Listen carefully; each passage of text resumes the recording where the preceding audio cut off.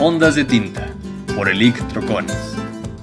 La emisión de hoy: Del dicho al hecho o del pastiche a Sherlock. Me gusta mirar a la gente cuando juega al ajedrez. Mis ojos siguen esos peones que poco a poco encuentran su camino hasta alcanzar la última línea. Ese peón avanza con tal soltura que te hace pensar que llegado a esa línea, en ella comenzarán sus alegrías y recompensa. Encuentra muchos obstáculos en su camino. Los poderosos lanzan sus armas contra él, los castillos le acometen con sus altas almenas. Dentro de sus campos, veloces jinetes pretenden con astucia impedir su avance. Y por todos lados, desde el campo enemigo, la amenaza avanza contra él. Mas sale indemne de todos los peligros y alcanza triunfante la última línea. Con qué aires de victoria la alcanza en el momento exacto, qué alegremente avanza hacia su propia muerte. Porque al llegar a esa línea, el peón morirá. Todos sus afanes eran para eso. Cae Alá desde el ajedrez y de su tumba resucita la reina que nos salvará.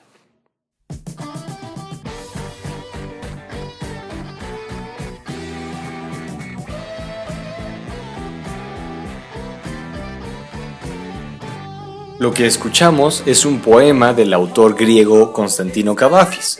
Y la pregunta ahora, por supuesto, es ¿por qué rayos estamos comenzando esta cápsula con un poema y sobre todo con un poema acerca del ajedrez?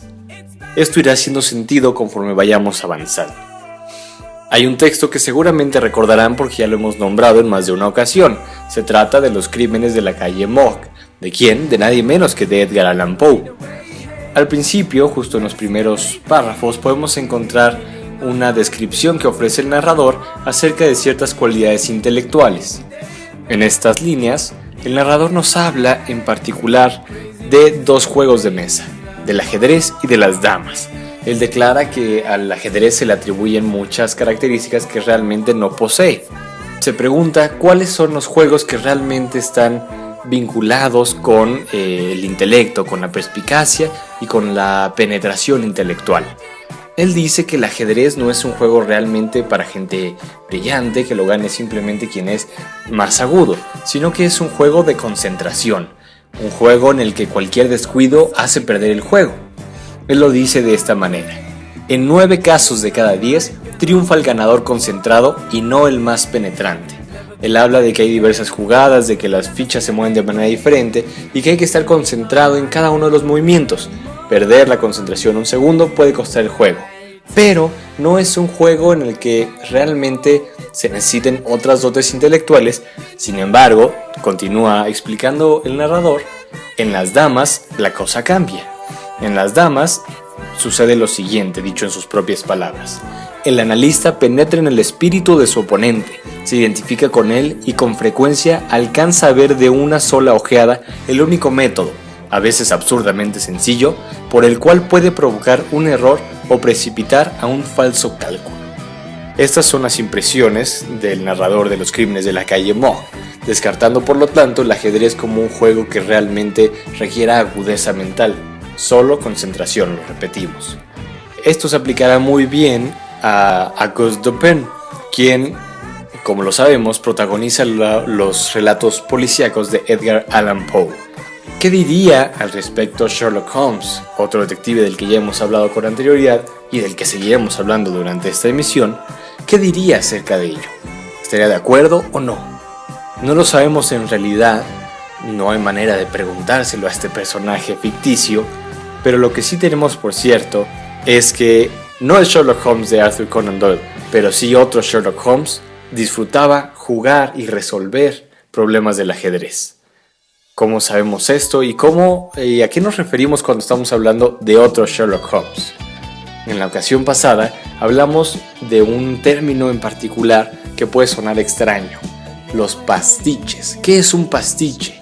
Lo habíamos dicho ya, pero lo repetiremos. Son los escritos que toman personajes de otros autores. En el caso concreto de Sherlock Holmes podemos decir que son escritos no redactados por Arthur Conan Doyle, pero que sí presentan los personajes de este, es decir, Sherlock Holmes, el Dr. Watson y algunos otros. Esto es Ondas de Tinta, la sección radiofónica en la que cada semana nos proponemos hacer magia literalmente con los textos literarios, como tomando sus palabras y llevarlos a otros escenarios, ponerlos en juego con otras artes y jugar con ellos tanto como podamos. Sigamos hablando pues de Sherlock Holmes y ahora expliquemos este pastiche en el que Sherlock Holmes juega al ajedrez. ¿Cómo sucede esto? El libro del que hablamos se titula Juegos y problemas de ajedrez para Sherlock Holmes. Fue escrito en 1979 por un hombre llamado Raymond Smullyan. Él nació en Nueva York en 1919 y es un destacado matemático, lógico, filósofo y profesor universitario en los Estados Unidos. Tiene diversas publicaciones y encontramos entre ellas libros con problemas de lógica matemática, así como ensayos filosóficos. ¿Qué encontraremos en este libro, Juegos y problemas de ajedrez para Sherlock Holmes? Lo que Smullyan hace aquí es resolver problemas del ajedrez con un solo personaje. ¿Y quién mejor que el gran detective Sherlock Holmes para hacer esto? Es de esa manera como comienza este libro y por supuesto Sherlock Holmes sabe todo esto, pero su entrañable colega, el Dr. Watson, no en realidad.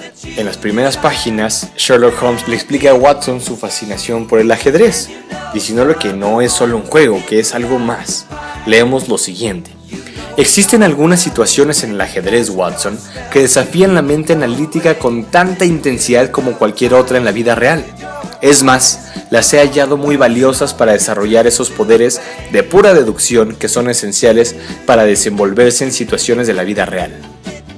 Vaya, esto realmente rebasa la concepción que muchas personas tenemos sobre el ajedrez. Lo que sí podremos ver a lo largo de este libro es que realmente hay problemas serios que se pueden presentar en esto a lo que nosotros simplemente calificamos como un juego. ¿Qué problemas puede haber? Hay algunos tan simples, tal vez podríamos llamarlos de esa manera, como saber cuál fue la última jugada de un partido, como saber dónde estaban las blancas y dónde estaban las negras al inicio, qué jugador tenía cada una de ellas además. Son problemas que con ciertos elementos pueden ser resueltos y Sherlock Holmes los explicará a través de este libro. Por supuesto, Sherlock Holmes, como en todos los escritos de Arthur Conan Doyle, le tiene que explicar sus métodos a alguien y es por eso que la figura del Dr. Watson se mantiene. A él le va a estar explicando todo lo que hace, la manera en que llega a ciertas conclusiones y por supuesto, otra vez, como siempre, el Dr. Watson representa en realidad el papel del lector. El lector que se pregunta cómo es que Sherlock Holmes llega a tales conclusiones. Sin embargo, veremos algo interesante. Al principio, Sherlock Holmes explicará todo lo que hace. Sin embargo, poco a poco dejará que Watson llegue a sus propias conclusiones. Es decir, que el lector, por cuenta propia, resuelva los problemas. De tal forma que hacia el final ya no encontraremos una explicación de Sherlock Holmes. Cuando mucho veremos en un apéndice notas muy breves en donde se explica solo el punto medular que llevó a Holmes a poder resolver el acertijo. Podemos decir que este texto es fascinante para los amantes de Sherlock Holmes, fascinante para la gente a la que le gusta el ajedrez y fascinante también para todos aquellos que se entretienen resolviendo problemas, porque realmente este libro los hará pensar. Un dato curioso que podemos encontrar aquí es el nombre de uno de los personajes, Reginald Owen. Podría ser completamente trivial, pero podemos trazar también una relación más importante. Reginald Owen fue un artista que durante la década de los 30 interpretó películas de Sherlock Holmes. En ocasiones pasadas lo mencionamos, pues él interpretó tanto el papel de Holmes como el de Watson, uno de los únicos 4 actores que han hecho esto. ¿Será esto una simple coincidencia que uno de los personajes de este libro se llame exactamente igual que un actor que interpretó a Sherlock Holmes? Podríamos decir que sí, podríamos decir que no. Cada quien puede creerlo o no. Otro texto, otro pastiche sumamente interesante, el segundo y último que abordaremos en esta cápsula, se titula Adiós Sherlock Holmes. Exit Sherlock Holmes es su título original, título que le dio el autor Robert Lee Hall cuando lo publicó en 1977. Aquí encontramos algo verdaderamente interesante. Nosotros sabemos que la manera en que Arthur Conan Doyle otorgaba realismo a sus obras era diciendo que los textos que hablaban de las aventuras de Sherlock Holmes eran extractos del diario del Dr. Watson. Esta manera de dar realismo a un texto se conserva en este caso. ¿Por qué? Porque en el prefacio de Adiós Sherlock Holmes nos encontramos con que el autor nos dice que su abuela falleció hace un tiempo y él fue su único heredero. Al momento de recibir la herencia, encontró una caja metálica que tenía la inscripción Dr. John H. Watson. Se sorprendió desde luego, pues sabía quién era esta persona, y al abrir la caja se encontró con una gran sorpresa. Había en ella manuscritos inéditos del Dr. Watson. Imaginen qué maravilla si esto sucedía en la realidad. De esta manera, Robert Lee Hall, el autor de Adiós Sherlock Holmes, nos dice que lo que leeremos a continuación sigue siendo algo escrito por el Dr. Watson. ¿Qué encontraremos aquí? Algo muy interesante es que, de acuerdo con el texto, esto es un escrito de Watson que puede fecharse en 1930, año justamente de la muerte de Arthur Conan Doyle. Ya estamos a más de 40 años de la publicación de Estudio en Escarlata.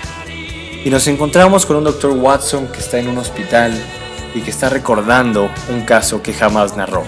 Al final del prólogo, Watson dice lo siguiente: por fin voy a poder revelar el hecho que Sherlock Holmes mantuvo en secreto hasta su última aventura. ¿Qué se imaginan que puede ser esto? ¿Qué será? A lo largo de este texto, nosotros encontraremos muchas explicaciones de cosas que quedaron como cabos sueltos en las obras de Arthur Conan Doyle. Es impresionante el conocimiento que Robert Lee Hall tiene sobre las aventuras de Sherlock Holmes, y nos podemos dar cuenta de eso porque sabe todo lo que Arthur Conan Doyle dijo de Holmes, pero además todo lo que no dijo. Es decir, no sabemos nada sobre la infancia de Holmes, sobre la manera en que fue criado, sobre cómo obtuvo sus grandes facultades intelectuales. Aquí, Robert Lee Hall le da una explicación a todo eso. Nos hablará más de su hermano, nos hablará incluso de la manera en que fue criado y, por supuesto, todos aquellos trabajos que lo llevaron a ser un gran detective. Es una historia que al final se mezcla un poco con la ciencia ficción, pero que no resulta tan lejano desde nuestra época, porque extrañamente, e incluso podemos decir desafortunadamente para nosotros, algunas de las cosas ahí planteadas ya son realidad para nuestra época. Muchos de los pastiches, debemos decirlo, intentan imitar a la perfección, o imitar tanto como les sea posible, el estilo de Arthur Conan Doyle, pero ¿realmente se puede imitar el estilo de un gran autor como lo fue Doyle? Es difícil en realidad, y por lo tanto no siempre es logrado en los pastiches. En el caso del texto en que Sherlock Holmes resuelve problemas de ajedrez, vemos a un Sherlock Holmes muy confiado con Watson, que le dirige frases sumamente coloquiales. Vemos también a un Watson que se emociona demasiado, mucho más de lo que el verdadero Watson se emociona en realidad. Y en el caso de Adiós Sherlock Holmes, nos encontramos con que, esta vez el protagonista de la historia no es Sherlock Holmes, en realidad es el mismísimo Dr. Watson. Por supuesto, cobrará mucha más importancia, lo veremos serio, melancólico, soltando carcajadas también, y hay toda una introspección en el personaje. Podemos encontrarlo como alguien totalmente distinto de lo que siempre hemos leído en las historias de Arthur Conan Doyle. Además de todo, encontramos elementos que están muy presentes en la novela actual, sobre todo en la novela de finales del siglo XX, y encontraremos elementos que ayudan a causar suspenso, por ejemplo, propios de esta época y de este tipo de narrativa. De esta manera podríamos evaluar Adiós Sherlock Holmes como una novela con personas de finales del siglo XIX, pero con un estilo narrativo de finales del siglo XX. Vale la pena leerlo porque encontraremos esta mezcla impresionante entre un estilo narrativo y personajes de otra época. Sumamente interesante, sumamente recomendable. Léanlo, igual que el libro de los problemas de ajedrez, y mientras, nos escuchamos la próxima semana.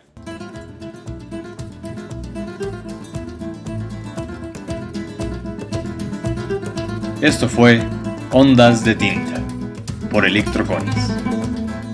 La emisión de hoy: Del dicho al hecho o del pastiche a Sherlock.